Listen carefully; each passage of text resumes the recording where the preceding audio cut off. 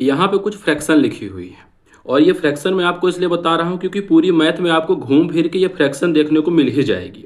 लेकिन परसेंटेज के क्वेश्चन में ये फ्रैक्शन बहुत ही ज़्यादा इंपॉर्टेंट हो जाती है। तो जैसे क्वेश्चन में ये कहता है, मान लीजिए कि राम की इनकम 10% से बढ़ जाती है या फिर श्याम की इनकम 20% से बढ़ जाती है। तो आपको करना ये है कि जब आपको कहता है कि 10% से बढ़ जाती है तो जो 10% की फ्रैक्शन वैल्यू होती है वो होती है 1/10। तो एक जो 10 होता है वो होता है ओरिजिनल वैल्यू, और जो 1 होता है वो होता है कि कितना बढ़ा कितना घटा, कि राम की इनकम कितनी बढ़ गई या फिर कितनी घट गई।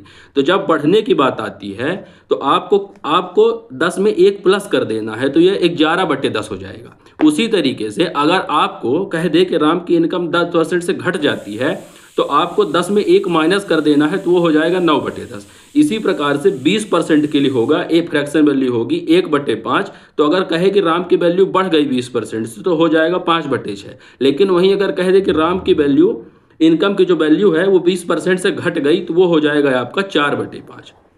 इसी तरीके से 25%, 50%, 33.5% और 16 से ही 2/3% की फ्रैक्शन वैल्यू होगी।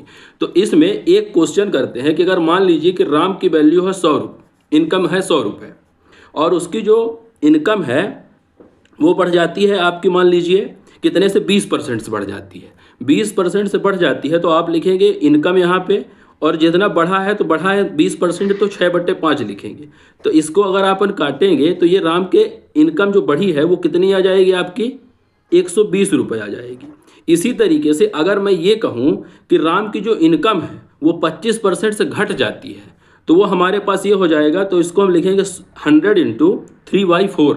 तो ये हमारा आ जाएगा 4 से अगर हम इसको काटेंगे तो ये हो जाएगा 25, और हम 25 अगर 3 को मल्टीप्लाई करेंगे तो हमारे पास आ जाएगा 75। अगर वीडियो पसंद आई हो तो लाइक और सब्सक्राइब जरूर करें।